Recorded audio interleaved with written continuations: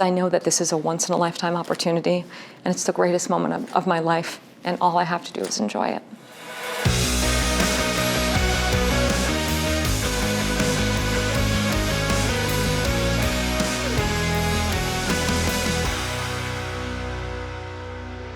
Being a writer and a creator of this show is incredible and can be overwhelming at times. There's also an added pressure because behind the scenes, it's like if something's not working, you're responsible for it. The cast started calling me Nosferatu because I don't know if I'm allowed to stand, but I would literally just would lurk and I listen and I'm like, okay, that's not working. I'm just kind of always around watching.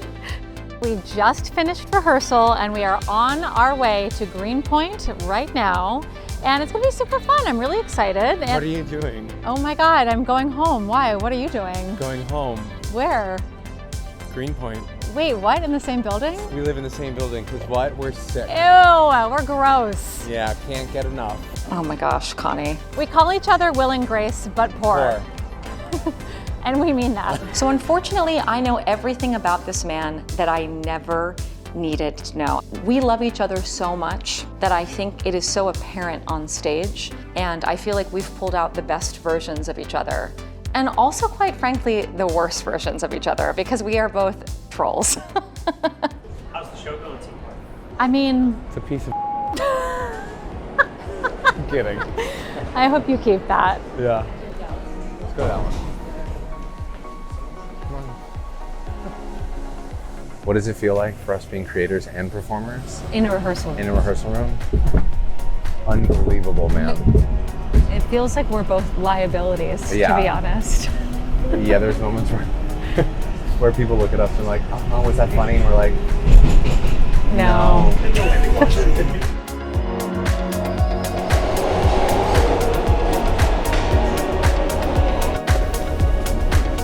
Okay. Do you think we can cross before? No, we have 4 seconds. Okay. Tell the story of you being a singing waiter yet again. Connie, Come on. stop outing me. The only other times that I've had any other real jobs besides musical theater were in singing waitressing establishments.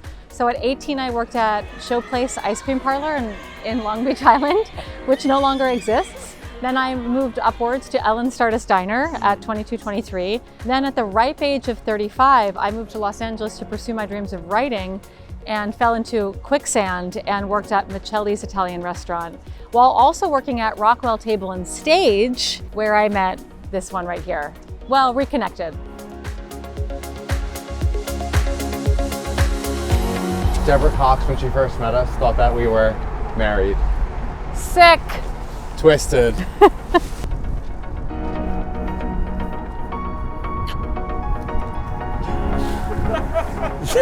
You actually kissed me. What is Titanic? It's a great question. The idea for the show started, like most good things, drunk at a bar. I was living in Los Angeles with Constantine Rassouli and Ty Blue, and we were drunk one night, and Connie came up to me and he was like, wouldn't it be so good if we did Titanic with all Celine Dion songs, and you'll be Celine, I'll be Jack. We did our first reading in Los Angeles in a dance studio in 100-degree weather because the air conditioning broke. Ty put everything on his credit card, maxed out $10K on a credit card. I was renting a dress from Rent the Runway. I bought my wig on Hollywood Boulevard. Connie's making all of the props for Michaels. Then take it to New York on a whim. He invites Eva Price, who he did Cruel Intentions with, and she came up to him and she said, I had no intention of producing this, and I watched it, and I have to produce it. And from then we had real producers. Then we start off Broadway in a basement. The whole thing blows up. We transfer to the Dale Roth. We go all over the world. 10 years later, we're finally here. These kinds of stories, they don't happen. You know what I mean? That's why it's so special to me.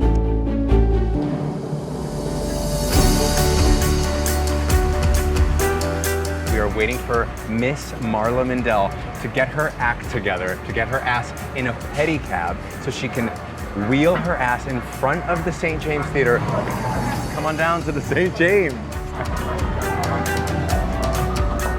I would say that I was blacked out the entire day. It was the first realization I think that I had when I was in my Celine costume and I'm biking in a pedicab while My Heart Will Go On is blasting.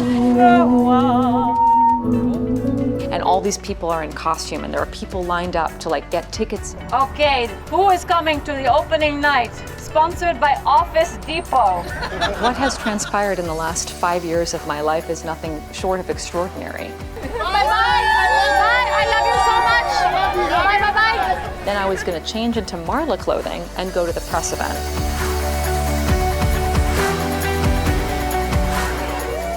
I feel cookie crazy. 4 years ago, I would have done anything and everything to be here. Like, truthfully. My purpose is to just breathe in every moment and try to have a good time and not lose my mind. We'll see.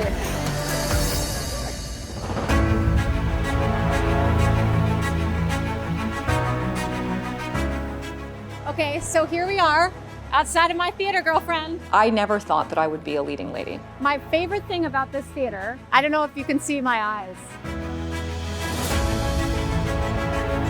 This is like my favorite thing. And so yeah, we call it the Celine peephole, but the gays call it, yeah. Sorry, get her out of here. Get out of my shot.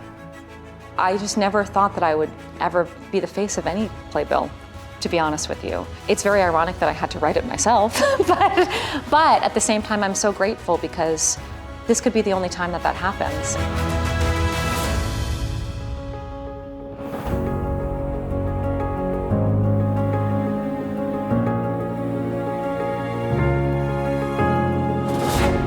Well, you must understand the very first production of this off-Broadway was in the basement of a Gristedes, where trash juice was leaking on my head as I sang My Heart Will Go On. So to go from that, with rats surrounding me as I put on my makeup, to this is crazy.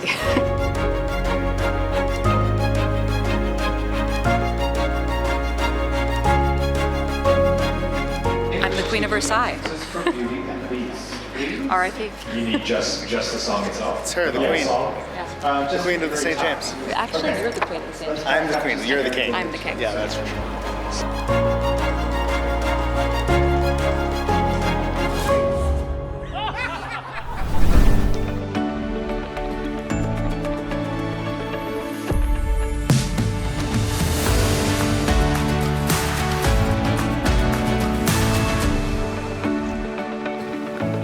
This one's bothering me.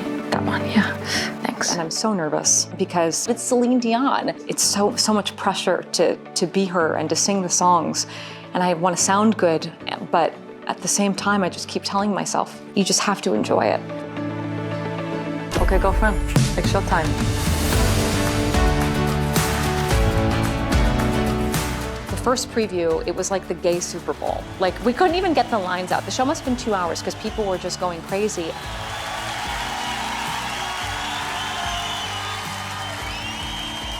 It was so emotional. I don't want to cry. It was so overwhelming. It's been 10 years to get it to this place. I never thought it would happen on Broadway. It was like the most electric, surreal, overwhelming, gratifying experience of my entire life.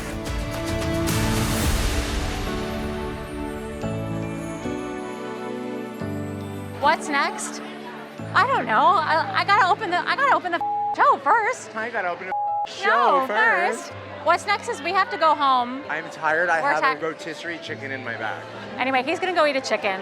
I'm gonna go try to sleep immediately and process and answer texts and emails, and my family was here tonight. So I essentially popped out of the womb with jazz hands because my father is also a composer for musical theater. I would go to sleep listening to him play the piano. Musical theater, from the second I was, out of the womb, I was like, this is what I am doing for the rest of my life. And it is all thanks to him.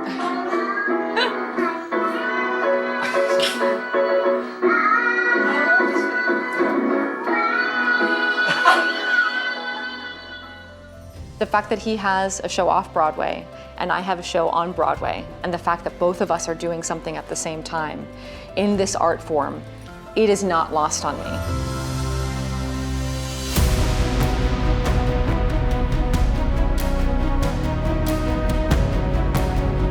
It is opening night, and let's just say I'm already ready to get drunk. I'm so happy. I have a whole team of people making me look this beautiful because I could never do it myself. Know that. It's like prom. Thank you.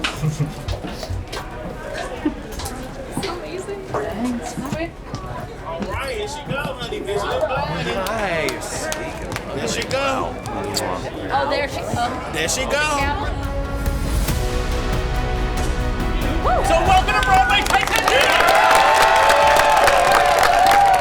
So the Legacy Robe ceremony is given to the Broadway chorus member who has done the most shows. I got emotional because it's just a long-standing tradition, and Broadway is all about community and caring about each other, and I feel like our cast does that more than ever.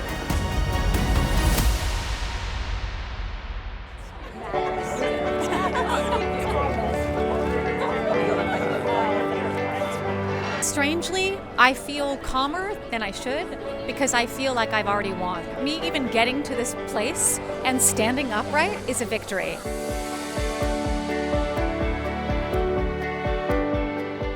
This is my dad, Steven. Hello. Can barely contain my emotion.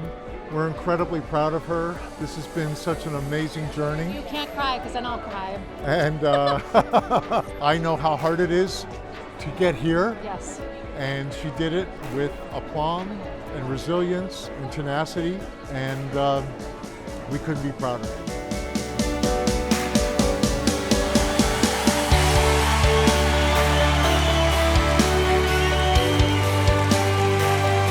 I feel so incredibly grateful. I don't know if you probably caught me sobbing. I don't think my childhood self thought that this was even possible. I just wanted to be on Broadway, and I had no idea that I could write something and perform it with all of these people. It is beyond a dream come true. I'm so happy.